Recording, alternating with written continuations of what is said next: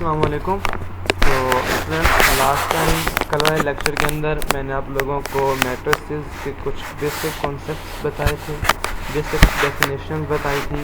आज उन basic definition को यूज़ करते हुए छोटे छोटे क्वेश्चंस हैं उनको सॉल्व करें। लाइक मैंने ख़ुद अपने पास एक एक्सरसाइज बनाई है। इस एक्सरसाइज जो मैंने सॉल्व किया इसके अंदर है कि यूज़ द फॉलोइंग मैट्रिसेस। अब जितने भी इसके बाद जो क्वेश्चंस हम करते जाएंगे इन मैट्रिसेस को यूज़ करते जाएं।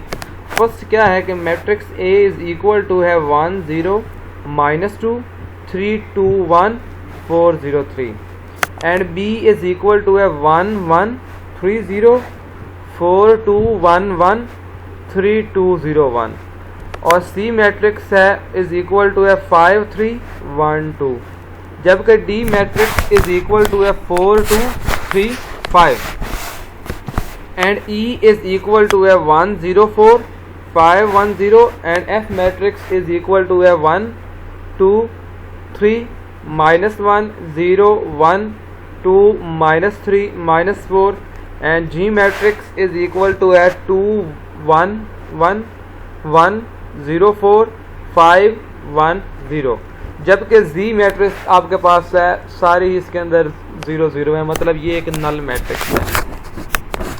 अब गिवन कुछ क्वेश्चंस हैं जो इनके रिलेटेड बनाए जा सकते हैं। फर्स्ट है कि how many rows does matrix B है। गिवन मैट्रिक्स बी जो है उसके अंदर कितनी नंबर ऑफ रोज हैं। तो नंबर ऑफ रोज आप लोगों के पास होती हैं horizontal lines, total number of horizontal lines matrix के अंदर। तो ये मैट्रिक्स बी है। इस मैट्रिक्स बी के अंदर आप लोगों के पास जो हॉरिजेंटल एरेज हैं, लाइक ये फर्स्ट एरे है 1 1 3 0, ये फर्स्ट हॉरिजेंटल एरे है, और ये 4 2 1 1 तो ये सेकंड हॉरिजेंटल एरे है, और ये 3 2 0 1 ये थर्ड हॉरिजेंटल एरे है। तो टोटल आपके पास R1 ये रो 1 ये रो 2 और ये रो 3। तो मैट्रिक्स बी के अंदर टोटल 3 नंबर ऑफ रोज हैं।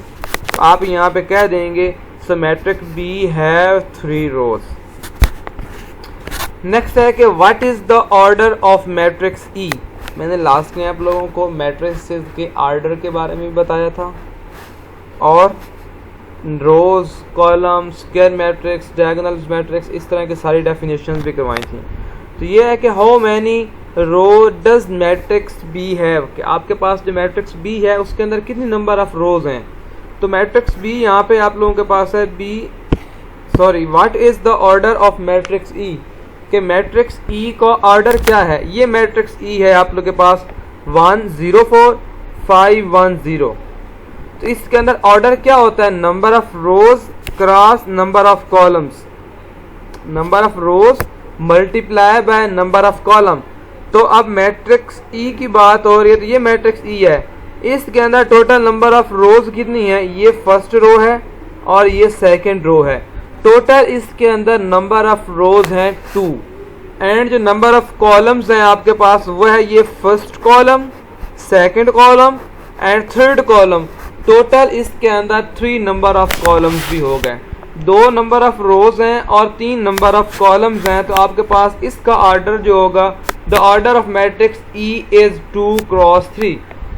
तो आपके पास जो ऑर्डर ऑफ मैट्रिक्स ई होगा वो होगा 2, आप इसको 2 बाय 3 भी पढ़ सकते हैं, 2 क्रॉस 3 भी पढ़ सकते हैं। 2 बाय 3 का मतलब होता है 2 number of rose 3 number of column. तो आप मोस्टली जो मैथमेटिक्स की लैंग्वेज इसको पढ़ते हैं 2 बाय 3 मैट्रिक्स। तो आपके पास जो मैट्रिक्स ई है ये वाला मैट्रिक्स ये है 2 बाय 3।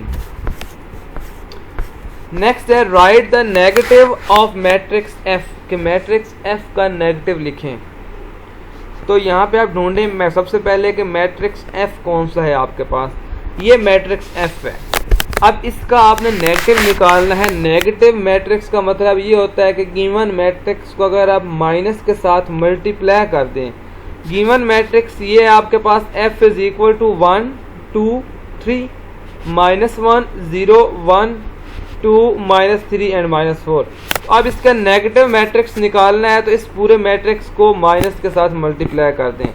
तो minus F is equal to क्या आ जाएगा, अब इस मैट्रिक्स को माइनस के साथ मल्टीप्लाई करें तो ये 1 भी माइनस के साथ मल्टीप्लाई होकर क्या बन जाएगा -1, 2 माइनस के साथ मल्टीप्लाई होकर -2, 3 माइनस के साथ मल्टीप्लाई होके -3, -1 माइनस के साथ मल्टीप्लाई होके +1, 0 माइनस के साथ मल्टीप्लाई होके 0, 1 माइनस के साथ मल्टीप्लाई होके -1, 2 माइनस के साथ मल्टीप्लाई होके -2, -3 माइनस के साथ मल्टीप्लाई होगा तो माइनस माइनस +3 बन जाएगा, और -4 मल्टीप्लाई होगा माइनस के साथ तो ये भी +4 बन जाएगा। तो ओवरऑल आपके पास नेगेटिव ऑफ मैट्रिक्स ये आ जाएगा। नेक्स्ट है कि write a zero matrix that is the same order as D, कि आप एक ऐसा जीरो मैट्रिक्स लिखें जिसका ऑर्डर सेम हो जैसा कि मैट्रिक्स डी का है। तो पहले देखेंगे कि मैट्रिक्स डी का ऑर्डर क्या है, फिर उसका हम 0 क्रॉस 0 मैट्रिक्स ले लेंगे। 0 क्रॉस 0 मैट्रिक्स का मतलब होता है कि आपने उतने ही ऑर्डर का नल मैट्रिक्स लेना है। तो गिवन मैट्रिक्स है ये 4 2 3 2, ये गिवन मैट्रिक्स था। अब इस मैट्रिक्स का आप ऑर्डर देखें, इसके अंदर 2 नंबर ऑफ रोज हैं, एक फर्स्ट है 4 2, एक 3 5, 2 नंबर ऑफ रोज हैं और 2 ही नंबर ऑफ कॉलम्स हैं इसके अंदर। तो इस मैट्रिक्स का ऑर्डर होगा 2 क्रॉस 2। तो अब 2 क्रॉस 2 का एक नल मैट्रिक्स या जीरो मैट्रिक्स आप लेंगे तो वो उसको आप ऐसे लिख देंगे 0 0 0 0। तो ये आपके पास 2 क्रॉस 2 का एक जीरो मैट्रिक्स आ गया। नेक्स्ट है what is the element of A23, कि A23 का एलिमेंट कौन सा है। A23 असल में बेसिकली मैंने कल कुछ लोगों को बताया था कि एक बच्चे ने मुझसे पूछा था, उसमें यह था कि आपका जो एलिमेंट है, हर एलिमेंट का ऑर्डर क्या होता है। एलिमेंट का ऑर्डर पहले मैंने पूरे मैट्रिक्स का ऑर्डर बताया था, अब एलिमेंट का ऑर्डर होता है बेसिकली उसकी पोजीशन उस मैट्रिक्स के अंदर, गिवन मैट्रिक्स के अंदर उसकी पोजीशन क्या है। ये ए मैट्रिक्स है जैसे कि 0 1 0 -2 3 2 1 4 0 3। तो पहले इसी तरह का एक मैट्रिक्स देखें, यहाँ पे आप ये 1 जो है ना इस पोजीशन को बोलते हैं 1 1। तो ये आप लोगों के पास फर्स्ट रो फर्स्ट कॉलम का फर्स्ट एलिमेंट है, इसको लिखते हैं A11। ये 0 जो है ये आपके पास फर्स्ट रो का सेकंड एलिमेंट है, तो आप इसको लिखेंगे A12। और -2 आप लोगों के पास फर्स्ट रो का थर्ड एलिमेंट है, तो उसको आप लिखेंगे A13। उसके बाद है सेकंड, ये 3, ये सेकंड रो का फर्स्ट एलिमेंट है, तो उसको आप लिखेंगे A21। नेक्स्ट है 2, तो ये सेकंड रो का सेकंड एलिमेंट है, तो इसको लिखेंगे A22। थर्ड है A23, देखें क्योंकि ये सेकंड रो का थर्ड एलिमेंट है तो इसलिए इसको लिखा है A23। मतलब पहले रो लिखते हैं और फिर वो उस एलिमेंट की पोजीशन, सेकंड रो का थर्ड एलिमेंट। उसके बाद ये आ गया कि ये थर्ड रो शुरू हो गई, थर्ड रो का पहले एलिमेंट को कहते हैं A31। उसके बाद ये 0 जो है इसको बोलते हैं कि थर्ड रो का सेकंड एलिमेंट, इसको बोलेंगे A32। और ये बन जाएगा थर्ड रो का थर्ड एलिमेंट, तो ये A33। तो आप इसकी पोजीशन A23 की यहाँ पे कौन से बनी है, ये वाली। इस मैट्रिक्स के अंदर ये वाला एलिमेंट कौन सा है, ये वाला 1 है, तो A23 इज इक्वल टू 1 आ गया। नेक्स्ट है कि what is the element B24, कि B24 एलिमेंट कौन सा है। तो same to same B matrix जो गिवन मैट्रिक्स मैंने यहाँ पे लिखवाए थे एट द स्टार्ट, ये वाला मैट्रिक्स बी मैट्रिक्स है। पहले इस बी मैट्रिक्स को यहाँ पे लिखें। ये बी मैट्रिक्स आपके पास बी इज इक्वल टू आ गया 1 1 3 0 4 2 1 1 3 2 0 1।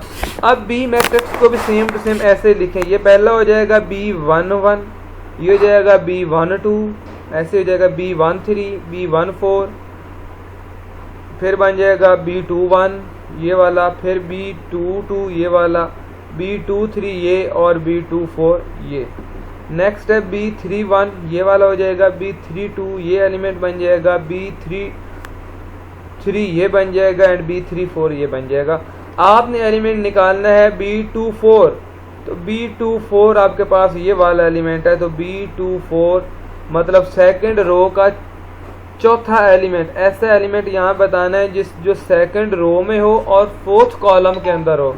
तो आपके पास ये वो एलिमेंट है जो सेकंड रो और फोर्थ कॉलम के अंदर है, तो इसको आप बोलते हैं B24। तो B24 इज इक्वल टू 1 आ जाएगा। नेक्स्ट है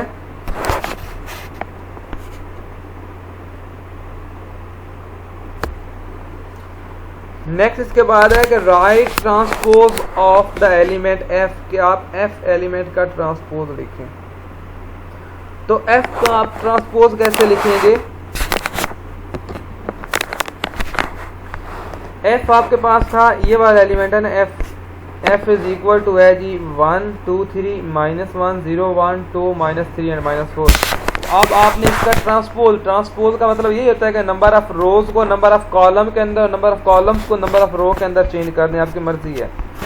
तो ये एफ मैट्रिक्स था 1 2 3 -1 0 1 एंड 2 -3 एंड -4। तो अब इसका ट्रांसपोज लें इस नंबर ऑफ, ये आपके पास नंबर ऑफ कॉलम है, आपकी मर्जी होती है आप नंबर ऑफ रो को कॉलम में लिख दें या कॉलम को रो में लिख दें। ये पहली रो है 1 2 3, तो आप इसको कॉलम बना दें ऐसे 1 2 3।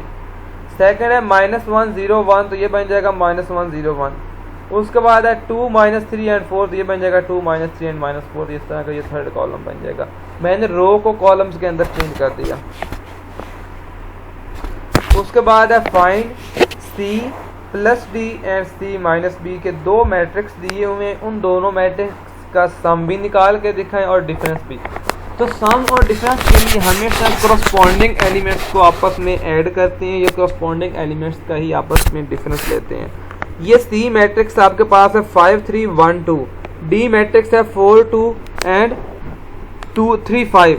अब इन दोनों मैट्रिक्स का सम ले लें, सी प्लस डी, ये क्या बन जाएगा 5 + 4, ये 9 बन जाएगा।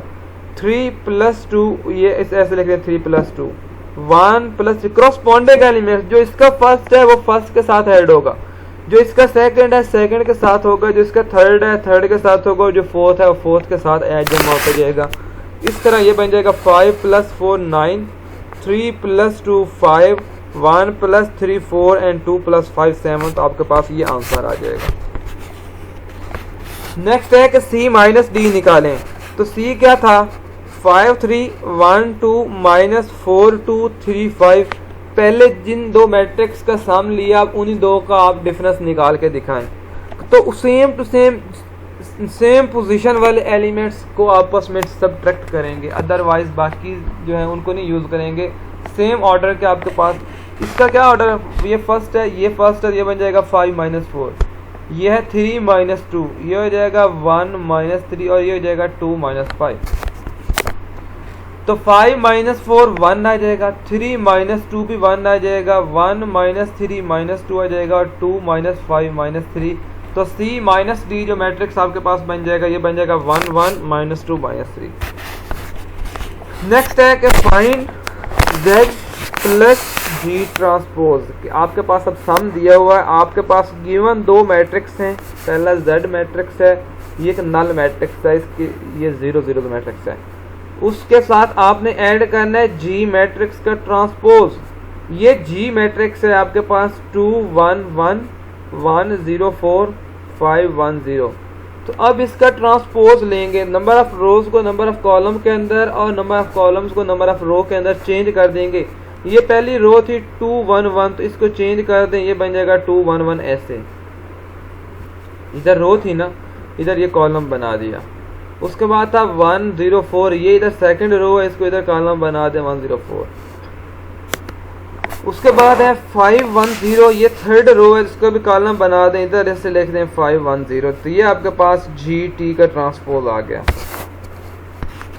अब इन दोनों को ऐड कर दें कि z प्लस जी टी का ट्रांसपोज, इन दोनों को आपस में ऐड कर दें। तो ये अब 0 + 2, ये बन जाएगा 0 + 2, फिर ये 0 1 के साथ जमा हो जाएगा, फिर ये 0 5 के साथ जमा हो जाएगा, ये 0 आपके पास 1 के साथ ऐड हो जाएगा, ये 0 0 के साथ ऐड होगा, ये 0 इस 1 के साथ ऐड हो जाएगा। यहाँ पे जो 0 है ये यहाँ पे जो उसी पोजीशन का एलिमेंट 1 है, इसके साथ ऐड हो जाएगा। उसके बाद यहाँ पे जो 0 है, यहाँ पे 4 सेम उसी पोजीशन का, इन दोनों को आपस में ऐड कर दें और 0 और 0 को आपस में ऐड कर दें।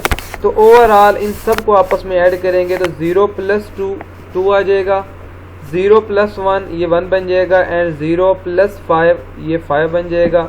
नेक्स्ट है कि 0 + 1, ये सेकंड रो का फर्स्ट एलिमेंट 1 बन जाएगा।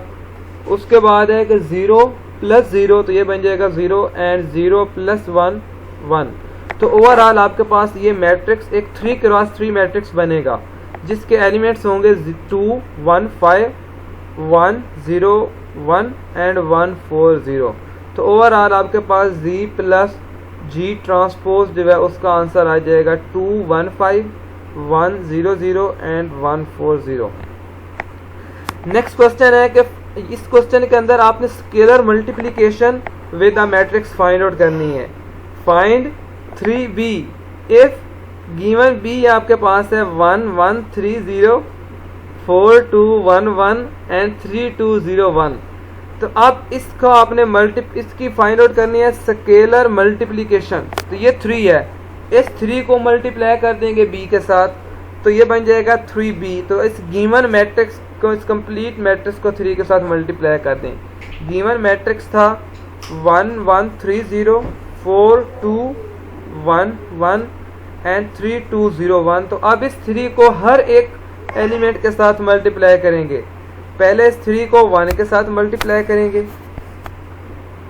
फिर सेम इसी 3 को फर्स्ट रो के सेकंड एलिमेंट के साथ मल्टीप्लाई करेंगे, फिर इसको फर्स्ट रो के थर्ड एलिमेंट के साथ और फिर इसको फर्स्ट रो के फोर्थ एलिमेंट के साथ। सेम टू सेम इन दो रोज के साथ भी इसी तरह आप इसको मल्टीप्लाई कर देंगे। तो गिवन मैट्रिक्स क्या बनेगा 1 क्रॉस 3, आंसर 3 आ जाएगा। नेक्स्ट भी 1 क्रॉस 3 है, इसका आंसर भी 3 आ जाएगा। नेक्स्ट है 3 क्रॉस 3, तो 3 क्रॉस 3 का आपके पास बन जाएगा 9। उसके बाद है 0 क्रॉस 3, तो 0 क्रॉस 3 0 होता है तो इसका आंसर आ जाएगा 0 यहाँ पे। उसके बाद है 4 क्रॉस 3, तो 4 मल्टीप्लाई विद 3 ये बन जाएगा 12। उसके बाद है 2 क्रॉस 3, तो 2 क्रॉस 3 इज इक्वल टू आ जाएगा 6। नेक्स्ट है 1 क्रॉस 3, ये बन जाएगा 3 एंड इधर भी है 1 क्रॉस 3, ये भी 3 बन जाएगा। ये एलिमेंट है 3 क्रॉस 3, तो 3 क्रॉस 3 आपके पास ये बन जाएगा 9 एंड 2 क्रॉस 3 ये बन जाएगा 6 एंड 0 क्रॉस 3 0 एंड 1 क्रॉस 3। मतलब जब भी स्केलर मल्टीप्लिकेशन निकालनी है तो जो स्केलर वैल्यू होगी, जैसे कि यहाँ पे 3 थी, कोई भी वैल्यू हो सकती है, तो उसको गिवन मैट्रिक्स के साथ मल्टीप्लाई कर देना है। नेक्स्ट है कि फाइंड 8c माइनस 3d, कि 8c minus 3d find out करें। If c is equal to है 5 3 1 2 and d is equal to है 4 2 एंड 3 5, तो आपने निकालना है 8c माइनस 3d। तो पहले इस 3 को 8 के साथ मल्टीप्लाई करेंगे, माइनस 3 को d के साथ मल्टीप्लाई कर देंगे। तो 8 को c के साथ मल्टीप्लाई करेंगे, c क्या है 5 1 एंड 1 2, इसको 8 के साथ मल्टीप्लाई कर दें, माइनस 3 इंटू 4 2 एंड 3 5, तो इसको ऐसे लिख देंगे। सेम टू सेम जैसे पहले मैंने स्केलर मल्टीप्लिकेशन आपको सिखाई है मैट्रिक्स के साथ, उसी तरह इनको मल्टीप्लाई करेंगे। तो 8 मल्टीप्लाई विद 5 ये बन जाएगा 40, देन 8 मल्टीप्लाई बाय 3 ये बन जाएगा 24। उसके बाद 8 मल्टीप्लाई बाय 1 ये बन जाएगा 8। उसके बाद है 8 मल्टीप्लाई बाय 2 ये बन जाएगा 16, माइनस 3 मल्टीप्लाई विद 4 ये 12 बन जाएगा। उसके बाद है माइनस 3 मल्टीप्लाई, ये माइनस के साथ मल्टीप्लाई होगा या इसको दरमियान में रहने दे, 3 विद 2 ये 6 बन जाएगा, फिर 3 विद 3 ये 9 बन जाएगा। उसके बाद 3 मल्टीप्लाई बाय 5 ये बन जाएगा 15। अब दोनों मैट्रिसेस की सब्सट्रैक्शन आप निकालें। पहले के अंदर है 40 माइनस सेम कॉरस्पॉन्डिंग एलिमेंट है 12, तो ये बन जाएगा 40 माइनस 12। उसके बाद है 24 माइनस सेम टू सेम उसका कॉरस्पॉन्डिंग एलिमेंट है 6, तो ये बन जाएगा 24 माइनस 6। उसके बाद है 8 सेम टू सेम, यहाँ पे कॉरस्पॉन्डिंग एलिमेंट है माइनस 9, तो ये बन जाएगा 8 माइनस 9। यहाँ पे आपके पास है 16 माइनस 15, तो ये बन जाएगा 16 माइनस 15। तो 40 माइनस 12 ये आ जाएगा 24, 24 माइनस 6 ये 18 आ जाएगा, 8 माइनस 9 ये माइनस 1 बन जाएगा एंड 16 माइनस 15 ये 1 बन जाएगा। तो गिवन मैट्रिक्स आपके पास बन जाएगा 28 18 माइनस 1 एंड 1।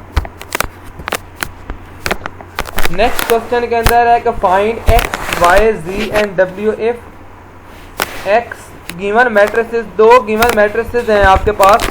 फर्स्ट मैट्रिक्स है x 1 0, सेकंड है इसकी रो 0 y z, थर्ड है w 2 1। इधर गिवन मैट्रिक्स है 3 1 0 0 2 3 एंड 4 2 1। जब भी इस तरह के मैट्रिसेस हों और आपको वैल्यूज़ निकालनी हो तो आपने कॉरस्पॉन्डिंग एलिमेंट्स को कंपेयर कर लेना है। जैसे ये फर्स्ट रो का फर्स्ट एलिमेंट है, इधर ये फर्स्ट रो का फर्स्ट एलिमेंट है, तो x को इसके इक्वल कर देंगे, ऐसे लिख देंगे x is equal to 3। Next क्या है, y फाइंड आउट करना है। तो y जो है ये सेकंड रो का सेकंड एलिमेंट है, तो ये सेकंड रो का इधर सेकंड एलिमेंट 2 है, तो ये y इज इक्वल टू 2 आ जाएगा। नेक्स्ट है z, ये सेकंड रो का थर्ड एलिमेंट है, तो इधर भी आप निकालेंगे सेकंड रो का थर्ड एलिमेंट, तो z इज इक्वल टू 3 आ जाएगा। उसके बाद ओमेगा थर्ड रो का फर्स्ट एलिमेंट है, तो ओमेगा इज इक्वल टू 4 आ जाएगा। नेक्स्ट क्वेश्चन है कि आपके पास है x 3 2x minus 1 y 4 4y, इसके साथ है कि 2x minus 4 z 7 1 omega plus 1 and 3y plus 1। तो कंपेयर करने हैं एलिमेंट्स, तो ये x कंपेयर हो जाएगा 2x माइनस 4 के साथ, x इज इक्वल टू आ जाएगा 2x माइनस 4। 3 विद z हो जाएगा, 3 इज इक्वल टू z आ जाएगा। ये 2x minus 1 is equal to 7 आ जाएगा, तो 2x minus 1 is equal to 7 आ गया। नेक्स्ट है y इज इक्वल टू 1, तो यहाँ पे आ जाएगा y इज इक्वल टू 1। उसके बाद है 4 is equal to omega plus 1, ये आ जाएगा 4 is equal to omega plus 1। उसके बाद है कि 4y is equal to 3y plus 1, तो ये क्या बन जाएगा, x इज इक्वल टू क्या है, अब इनको इक्वेशंस के नाम दे दें। इसको इक्वेशन 1 कह दें, इसको इक्वेशन 2 कह दिया, इसको इक्वेशन 3 कह दिया, इसको इक्वेशन 4 कह दिया, इसको इक्वेशन 5 का नाम दे दिया, इसको इक्वेशन 6 का नाम दे दिया, क्योंकि ज़्यादा एलिमेंट्स। और किया क्या है, बेसिकली सिर्फ क्रॉसपॉन्डिंग एलिमेंट्स, जैसे कि ऊपर क्वेश्चन के अंदर कंपेयर किए थे, same to same corresponding elements को इक्वल करके लिखा मैंने। अब पहले x की वैल्यू निकालनी है, तो इक्वेशन 1 को यूज करेंगे, which is equal to x is equal to 2x minus 4। तो इस x को राइट साइड पे लेके आकर सब्ट्रैक्ट कर दें, तो ये बन जाएगा 2x माइनस x, ये बन जाएगा 2x minus x is equal to 4। तो ये बन जाएगा 2x minus x is equal to x आ जाएगा, तो x इज इक्वल टू 4 बन जाएगा। नेक्स्ट अगर इक्वेशन 2 को देखें तो z इज इक्वल टू 3 है, तो ये एज इट इज आ जाएगा z इज इक्वल टू 3।